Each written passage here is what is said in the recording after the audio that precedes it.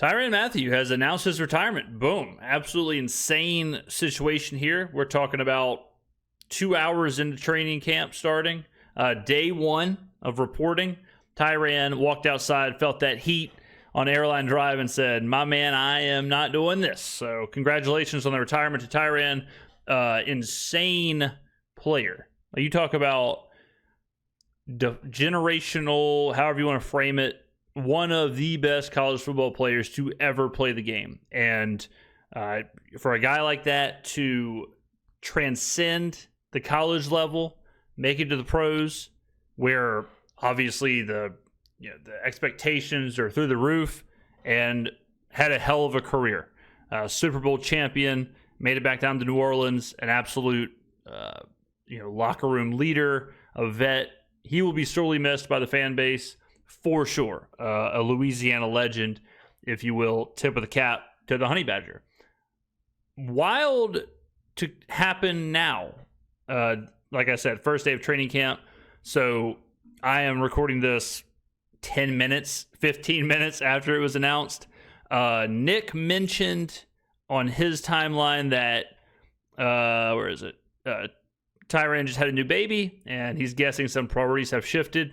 It happens. And, a lot of the times from what I've heard from athletes is the second you think about retiring, you probably should retire. So, yeah, maybe Tyrann had with the new baby and all of a sudden campus stuff starting, and maybe those priorities shifted to the point where he said, you know what, I'm not 100% all in. The team is embracing a rebuild anyways.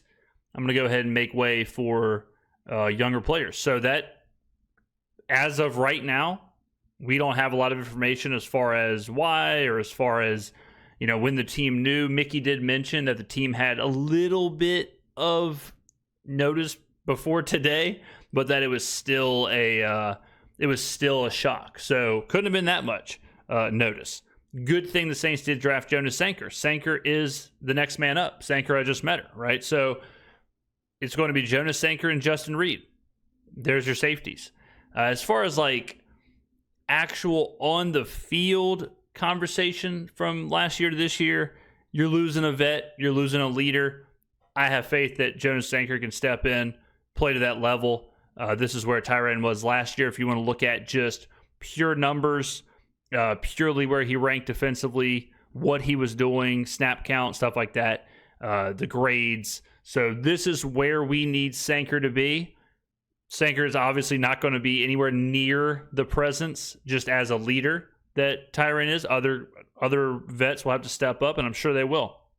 That's a good thing about the Saints, is that they have a ton of vets on that roster. So sorely missed, like I said. From the fan base perspective, you hate to see him go.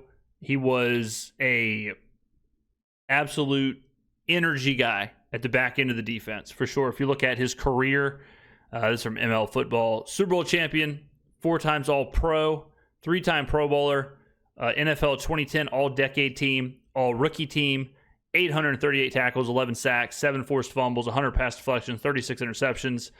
And again, this is a guy who, one of the greatest college football players of all time, truly defined an era of college football and was an enormous part, if not the main part, I guess along with Patrick Peterson, why LSU was DBU, was considered DBU. So, yeah, I remember, when he was at LSU, I remember just his ability with the ball in his hands.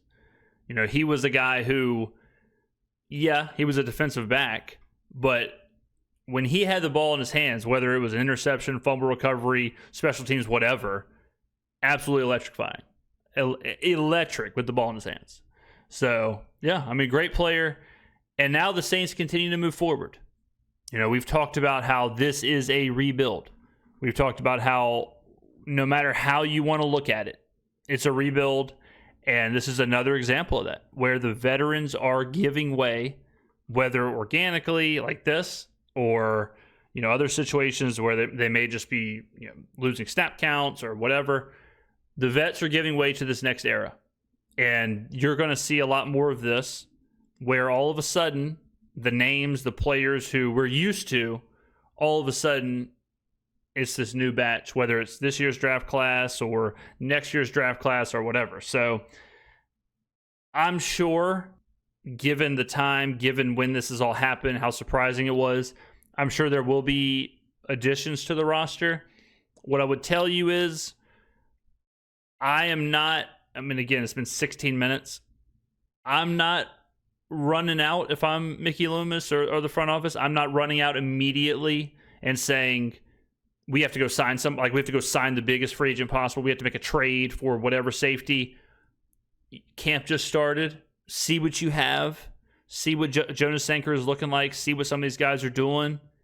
And then figure out, okay, do we need to bring in a vet? Do we need to bring in a piece to give us some depth on the back end? What do we need to do here? So my advice would be to chill. My advice would be to relax. I've seen some people already say, like, who can we trade for? Is blank player available? Chill.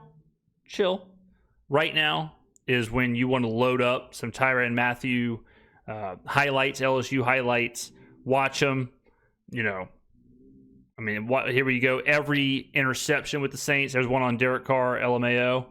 It seemed like, as a fan, too, I'll tell you, it seemed like in the Dome, anytime you needed the play, this is who was delivering the play. Anytime you needed that turnover, anytime you needed that timely pick, this is who was doing it.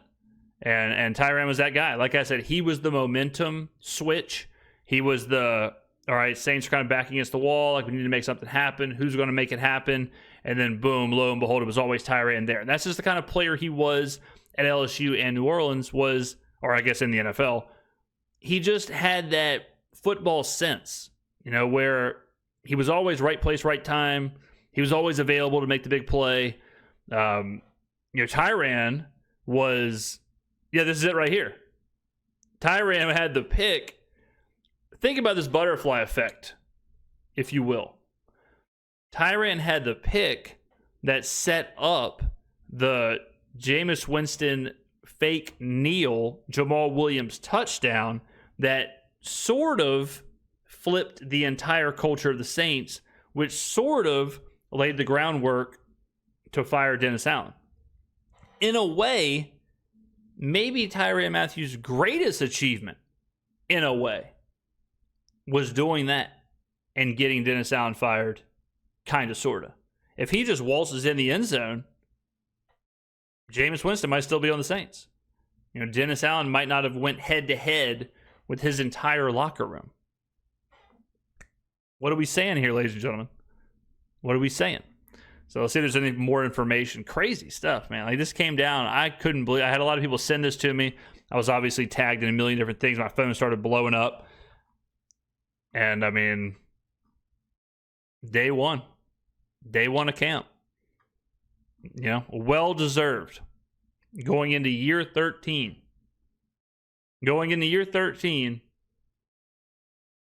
There you go. But, it's smart. Like, I think it's good you do it now if you're him. All right, this is Mickey Loomis on Tyrann's retirement. Let's go ahead and check this out. This is breaking news, ladies and gentlemen. So hold on, Mickey. Yeah, hold on. We had a little advance notice on that, so it wasn't like we were surprised today. I'm a little surprised, but we had some advance notice, and just have so much respect for Tyrann and what he's accomplished. And he's a legendary Louisiana player, legendary NFL player. Mickey, I just said all that. Really appreciate his time with us. He was fantastic, and I don't have enough good things to say about him. I have a lot of good things to say about him. What a great career, and just wish him all the best. Yeah, I think that's something that you're seeing a lot of today. Is not enough good things to say about just getting his flowers all over the place. Whether it's from LSU, whether it's from any team in the NFL, whether it's from the fan base, and that speaks volumes to a player. When they retire, and it's an overwhelming outpour of, damn, there's only one of this guy. There's only this kind of player only comes through every so often, right? And it always made sense that he would end up with the Saints, and I'm glad he got his ring and whatever. So kudos. Tip of the cap. Like I said, tip of the cap to the Honey Badger. Changed the position for sure. Completely changed college football. Made an enormous impact in the NFL. Well done. For the Saints, we just get younger. And again, I will reiterate, this is a rebuild. Remember, we're getting younger. We're clearing cap. It's all happening. This is not when you knee-jerk reaction, backpedal on that, and you spend draft capital or you blow up the salary cap to go make a rash decision and bring in a safety. Okay? So I would look within. I would look to the young players. I would see what we can do on the roster. Let Staley get creative, see how it looks. And then if you have to bring in a journeyman vet safety just to kind of be a depth piece, fine. So, but I think we're fine. I think we're good. We'll see what the team can do in training camp. But yeah, I mean, I think overall this doesn't change much with the outlook for the season. It doesn't, it's not anything for the better. It's not anything for the worse. It just is what it is, right? We are certainly missing Tyrann in the locker room, but I think we'll be okay on the field. So there you go. My thoughts on it. Wanted to put this out there quick. Thank you for watching, ladies and gentlemen. Congratulations on a great career for the Honey Badger, and I will see you in the next video.